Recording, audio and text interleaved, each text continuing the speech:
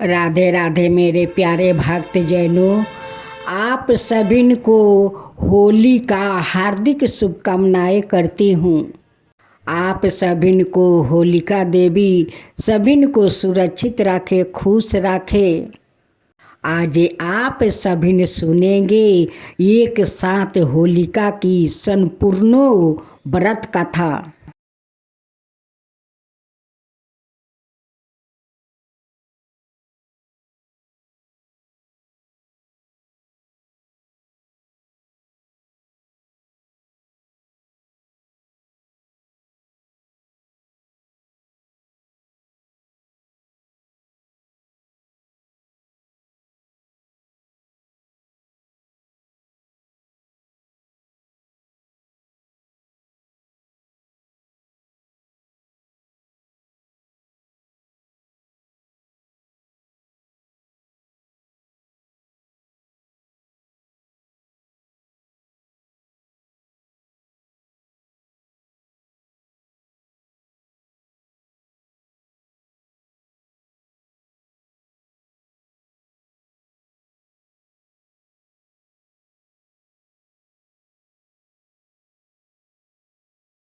राधे मेरे प्यारे भक्त जनों, आज आप सुनेंगे फागुन पूर्णिमा की होलिका और प्रहलाद की कहानी। होलिका पर्व की कथा हिंदू धर्म के महत्वपूर्ण पर्वों में से एक है।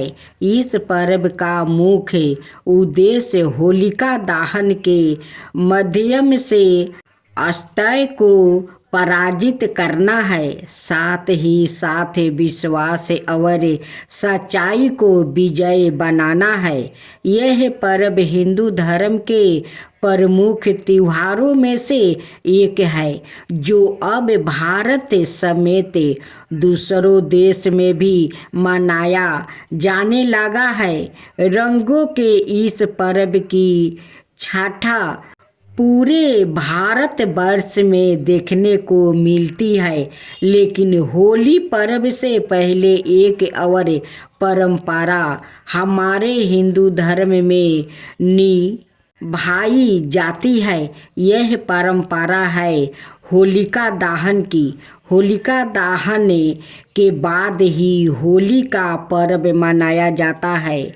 होलिका दहन के पीछे एक पौराणिक कथा विदित है। इस कथा के बाद ही होलिका दहन की परंपरा शुरू हो गई। होलिका दहन की पौराणिक कथा प्राचीन काल में प्रलय के समय भगवान विष्णु ने अपने परम भक्त प्रहलाद को बचाने के लिए नरसिंह अवतार धारण किया था। प्रहलाद के पिता हिरण्यकश्यप राक्षस कुल के थे, जो असुर कुल में एक बड़े राजा थे। हिरण्यकश्यप ने अपने शासन में हर किसी को विष्णु पूजा करने से प्रतिबंधित किया था। जो कोई विष्णु के पूजा करता उसे हिरण्यकश्यप दंड देता, लेकिन इसी अधर्मी असुर के घर पर जन्म बचा प्रहलाद विष्णु भक्त में कब नील हुआ, यह बात खुद हिरण्यकश्यप को भी पता ना चली। भक्त प्रहलाद को मारने के लिए व्याहु रचना।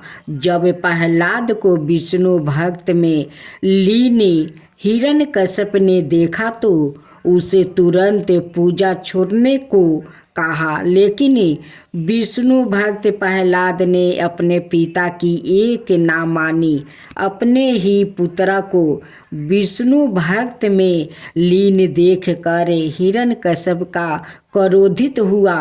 हिरण्यकश्यप को लगा यदि ये बात दूसरे राज्य में फैलेगी तो लोग यही कहेंगे कि दूसरों को भक्ति मार्ग का रास्ता छोड़ाने के लिए प्रताड़ित करने वाला असुर राजा अपने पुत्र को ना संभाल सका, इसलिए हिरण्यकश्यप ने अपने पुत्र को मारने का संकल्प लिया।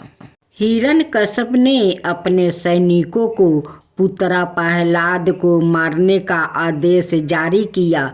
सैनिकों भी प्रहलाद को लेकर बियाबन पहुँचे और उसे हाथी के पैरों तले कुचलने के लिए फेंक दिया, लेकिन एक भी हाथी का पाँव प्रहलाद पर नहीं पड़ा। इसके बाद प्रहलाद को ऊंची चोटी से नीचे फेंका गया, फिर भी प्रहलाद का बाल पाका नहीं हुआ। सैनिकों ने थक हार कर प्रहलाद को गहरे समुद्र में फेंक दिया, लेकिन इस बार भी प्रहलाद के रक्षक भगवान विष्णु ने उसे बचा लिया। हर बार सैनिकों प्रयास करते और हर बार विष्णु किसी न किसी रूप में आकर प्रहलाद को बचा लेते। हिरण्यकश्यप की बहन होलिका भी उनके साथ थी। होलिका को एक वरदान प्राप्ति था, जिसके अनुसार होलिका को अग्नि नहीं छू सकती थी। वो किसी भी समय अग्नि के आर पार जा सकती थी। अंत में हिरण्यकश्यप ने होलिका की मदद से प्रहलाद को अग्नि कुंड में जिंदा जलाने का फैसला किया। होलिका ने अपने वरदान के घमंड में चूर होकर प्रहलाद को गोद में बैठाया और लकड़ियों के बड़े ढेर पर बैठ गई। सैनिकों ने प्रहलाद और होलिका को लकड़ियों से ढाका और आग लगा दी, लेकिन भगवान की अद्भुत इच्छा शक्ति से होलिका का वरदान उस दिन काम नहीं आया, क्योंकि वरदान से किसी का अतिहित हो रहा था। इसलिए होलिका का काल उसी का वरदान बना। अग्नि में होलिका जलकर राख हो गई, लेकिन प्रहलाद को आँच नहीं आई। इसी दिन से प्रति होकर होली से पहले होलिका दहन की परंपरा निभाई जाती है। होलिका हिरण्यक्ष और हिरण्यकश्यप नाम के योद्धा की बहन और प्रहलाद, अनुहल्द, सहल्द और लहद की बुआ थी। महर्षि कश्यप और दितिया होलिका के माता पिता थे। होलिका का जन्म जनपद कासगंज के सोरो शुक्रा क्षेत्र नाम का पवित्र स्थान पर हुआ था। होलिका को यह वरदान प्राप्ति था कि वो आग में नहीं जलेगी। इस वरदान का लाभ पाने के लिए विष्णु विरोधी हिरण्यकश्यप ने उनको आज्ञा दी कि वो प्रहलाद को लेकर अग्नि में प्रवेश कर जाए, ताकि प्रहलाद की मृत्यु हो जाए। होलिका ने प्रहलाद को लेकर अग्नि में प्रवेश किया। ईश्वर की कृपा से प्रहलाद बच गया और होलिका जल कर राख हो गई। हिरण्यकश्यप की हार होलिका के अंत और संस्कारी विष्णु भक्त प्रहलाद की श्री हरि की प्रति अटूट भक्ति का प्रतीक है, जो यह बताता है कि ईश्वर के प्रति अटूट भक्ति भाव और संपूर्ण करने वालों का कोई कुछ नहीं कर सकता। इस खुशी में होली का उत्साह मनाया जाता है। होलिका का दहन को हर साल होली के रूप में मनाया जाता है, जो सत्य के विजय है और असत्य के पराजित का प्रतीक है। यह पर्व हर्षोल्लास के साथ मनाया जाता है, जिसमें लोग रंगों से खेलते हैं और परिवार और मित्रों के साथ खुशियाँ मनाते हैं। जय श्री कृष्णा, राधे राधे। मेरे प्यारे भक्त जनों, होली का हार्दिक शुभकामनाएं करती हूँ। आप सभी के होलिका माता सुखे रखे, सुरक्षित रखे। होली भाई दूज गाथा। पौराणिक गाथा के अनुसार एक नगर में एक बुढ़िया रहा करती थी। उनके एक पुत्र और एक पुत्री थी। बुढ़िया ने अपनी पुत्री की शादी कर दी थी। एक बार होली के बाद भाई ने अपनी माँ से अपनी बहन के यहाँ जाकर तिलक कराने का आग्रह किया, तो बुढ़िया ने अपने बेटे को जाने की इजाज़त दे दी। बुढ़िया का बेटा एक जंगल से गया, जहाँ उसे एक नदी मिली। उस नदी से बोला, मैं तेरा काल हूँ और मैं तेरी जान लूँगी। इस पर बुढ़िया का बेटा बोला, पहले मैं अपनी बहन से तिलक करा लूँ, फिर मेरे प्राण हर लेना। इसके बाद वो आगे बढ़ा, जहाँ से उसे एक शेर मिला। बुढ़िया के बेटा ने शेर से भी यही कहा। इसके बाद उसे एक सांप मिलता है। उसने सांप से भी यही कहा। जिसके बाद वो अपनी बहन के घर पर पहुंचता है। उस समय उनकी बहन सूत काट रही होती है। अब जब वो उसे उसका भाई पुकारता है, तो वो उसकी आवाज़ को अनसुना कर देती है। लेकिन जब भाई दोबारा आवाज़ लगाता है, तो उनकी बहन बाहर आ जाती है। इसके बाद उसका भाई तिलक करवा कर दुखी मन से चले जाते हैं। इस पर बहन उसका दुख का कारण पूछती है और भाई उसे सब बता देता है। इस पर बहन कहती है कि रोको भाई, मैं पानी पीकर आती हूँ। और वो एक तालाब के पास जाती है, जहाँ उसे एक बुढ़िया मिलती है और वो उस बुढ़िया से अपनी इस समस्या का समाधान पूछती है। इस पर बुढ़िया कहती है, यह तेरे ही पिछले जन्मों का कर्म है, जो तेरे भाई को भुगतना पड़ रहा है। अगर तू अपने भाई को बचाना चाहती है, तो उसकी शादी होने तक वो हर विपदा को टाल दे, तो तेरा भाई बच सकता है।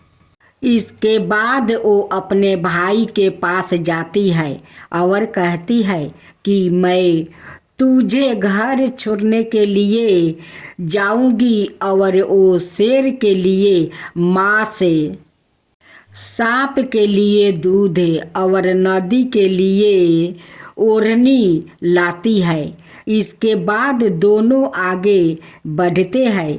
रास्ते में उन्हें पहले शेर मिलता है। उसकी बहन शेर के आगे मांस डाल देती है। उसके बाद आगे उन्हें सांप मिलता है।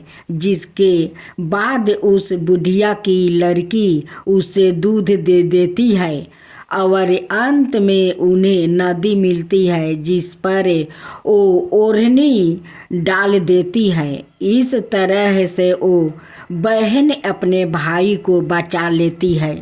दूसरी कथा, एक गांव था। उस गांव वालों बहुत सारे लकड़ी इकट्ठा किया था कि पूर्णिमा के दिन होलिका को जलाएंगे।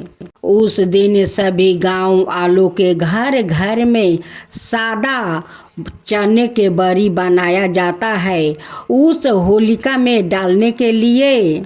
जब पूर्णिमा के दिन होलिका को जलाया जा रहा था, सभी ने अपना घर घर से वो सादे चने के बरी ले जाकर उस होलिका में डालती है। उस होलिका में जो बरी बच जाता है वो लोग अपना घर लाते हैं या प्रसाद के रूप में सारे परिवार में बांट कर वो प्रसाद खाते हैं और कहते हैं कि ये तो होलिका माता का प्रसाद है।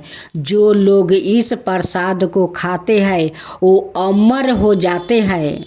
इसलिए सभी ने अपना परिवार में प्रसाद के रूप में वो बांट कर खाते हैं। उसी दिन एक घर में एक औरत का एक ही बेटा था। उनकी उस दिन मृत्यु हो जाता है। उस औरत उस होलिका से नहीं बरी लाई थी और नहीं अपना बच्चों को खिलाई थी या नहीं खुद खाई थी।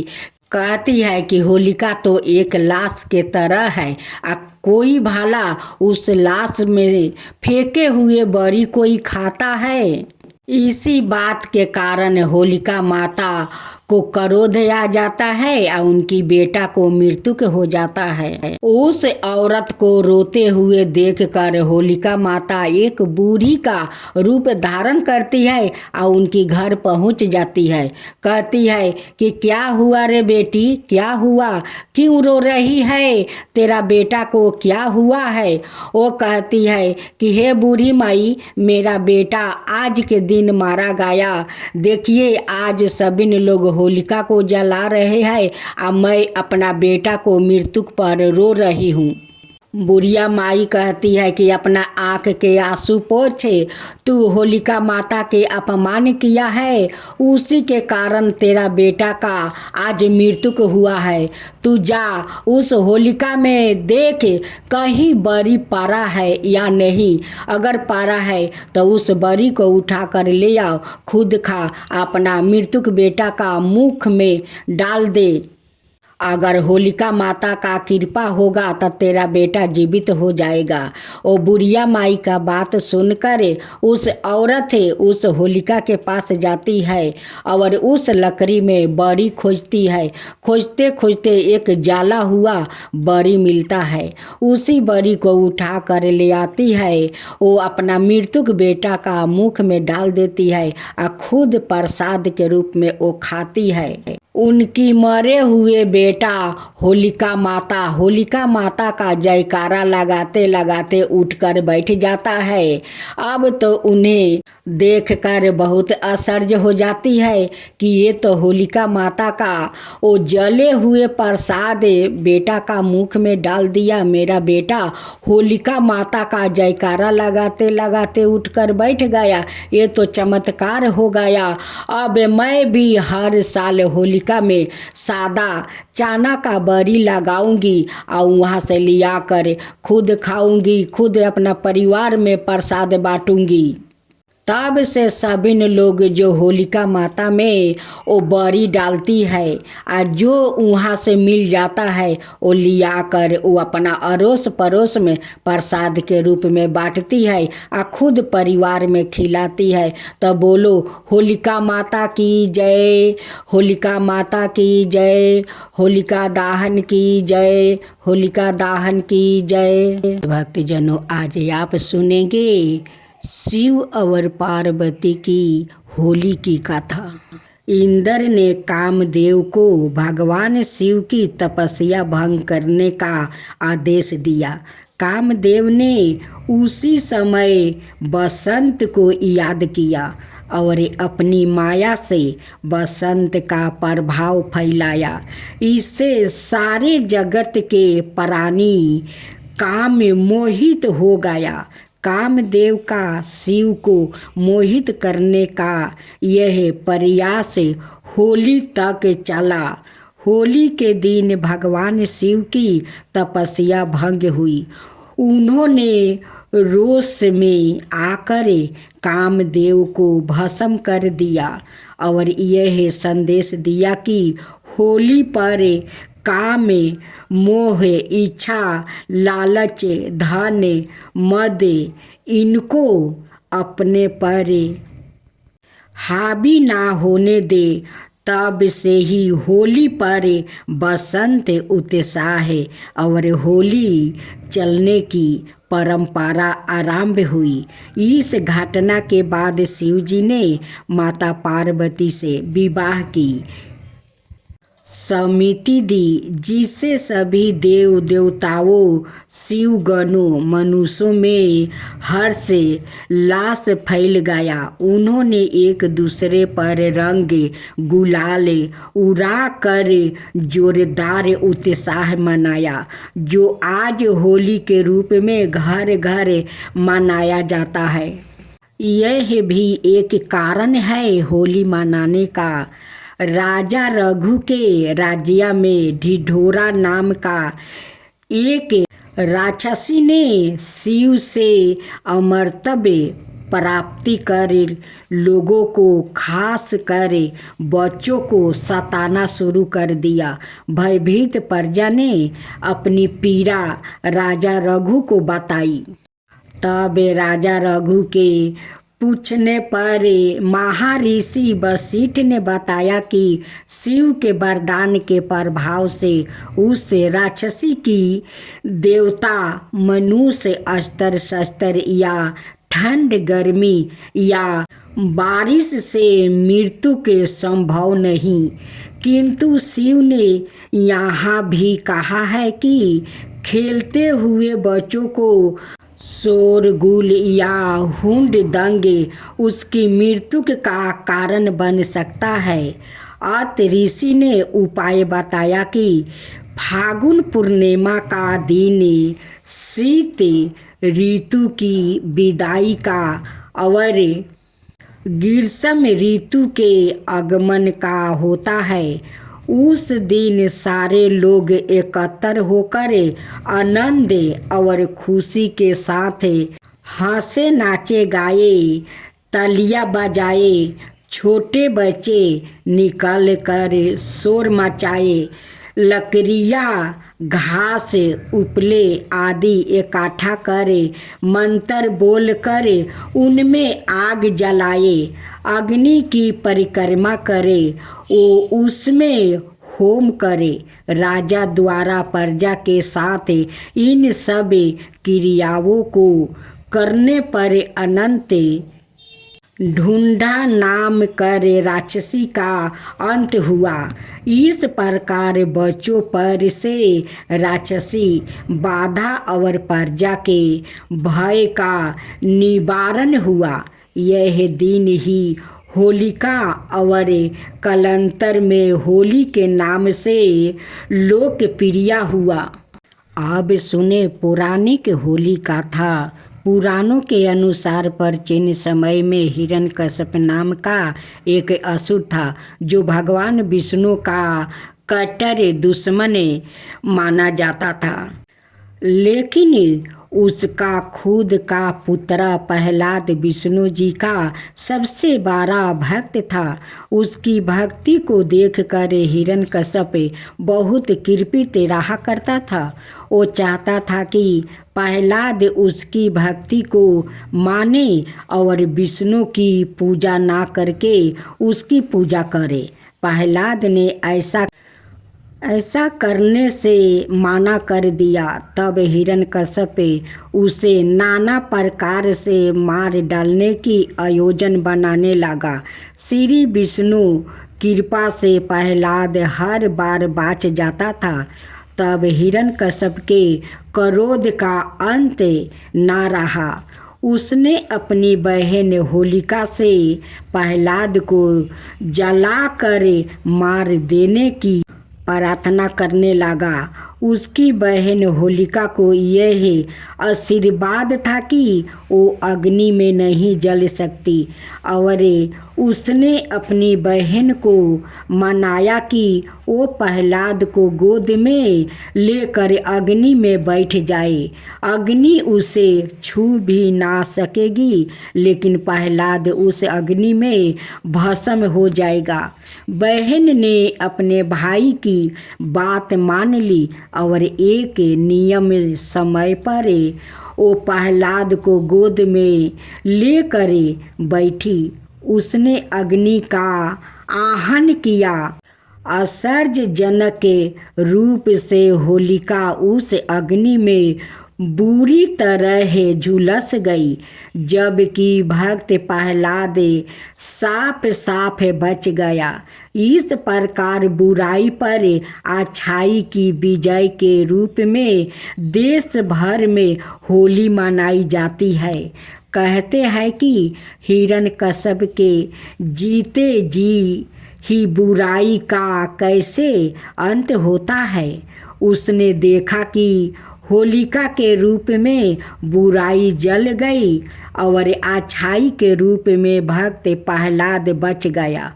उसी दिन से होली को जलाने और भक्त प्रहलाद के बचाने की खुशी में अगले दिन रंग गुलाल लगाए जाने की शुरुआत हो गई। इसलिए गुलाल लगाने से पहले होलिका दहन का रिवाज बन चुका है। रंग गुलाल लगाना जीवन में उत्साह का प्रतीक माना जाता है। सभी में भाईचारे स्थापित होता है। विभिन्न प्रकार के पकवान बनाते हैं जो आपसी प्रेम के कारण एक दूसरे को खिलाए जाते हैं। कई जगहों की होली भी बहुत प्रसिद्ध है। ब्रज की होली और बरसाने की होली पूरी दुनिया भर में प्रसिद्ध है। राजस्थान में स्थित उदयपुर में शाहीन ठाठ बाट से मनाई जाती है। होलिका राक्षस कुल के महाराज हिरण्यकश्यप की बहन थी। यह अग्निदेव की उपासक थी। अग्निदेव से उन्हें वरदान में ऐसा वस्तु मिला था जिसे धारण करने के बाद अग्नि उन्हें जला नहीं सकती थी।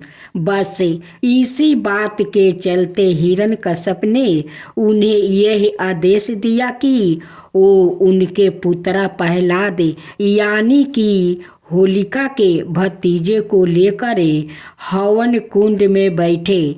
भाई के इस आदेश का पालन करने के लिए वो प्रहलाद को लेकर अग्नि कुंड में बैठ गई। इसके बाद ईश्वर की कृपा से इतनी तेज हवा चली कि वो वस्तु होलिका के शरीर से उड़कर भक्त प्रहलाद के शरीर पर गिर गया। इससे प्रहलाद तो बच गया, लेकिन होलिका जल कर भस्म हो गई। लेकिन होलिका के अग्नि में बैठने के पीछे जो कथा है उसे कम लोग ही जानते हैं। कथा के अनुसार होलिका इलोजनी नाम के राजकुमार से प्रेम करती थी। इन दोनों ने विवाह की योजना भी बना ली थी। फागुन पूर्णिमा के दिन इलोजी बारात लेकर होलिका से विवाह करने आने वाला था, लेकिन किस्मत को कुछ और ही मंजूर था। हिरण्यकश्यप ने होलिका को आदेश दिया कि वो प्रहलाद को अपनी गोद में लेकर चिता पर बैठ जाए। अग्निदेव के वरदान के कारण तुम्हें कुछ नहीं होगा, लेकिन प्रहलाद जल जाएगा। होलिका इस कीर काम के लिए तैयार नहीं हुई तो हिरण्यकश्यप ने होलिका को यह भय दिखाया कि अगर उसने आदेश का पालन नहीं किया तो इलोजी के साथ विवाह नहीं होने देगा और इलोजी को दंडित भी करेगा। अपने प्रेम को बचाने के लिए होलिका ने आदेश का पालन किया और चीता पर प्रहलाद को लेकर बैठ गई, लेकिन चुपके से प्रहलाद को अग्निदेव के वरदान से बचा लिया और खुद जल करे वो खाक हो गई। इलोजी इन सब बातों से अनजान था। जब होलिका से विवाह करने बारात लेकर आया तो सामने होलिका की राख देखकर व्याकुल हो उठा और हादसा होकर वन में चला गया।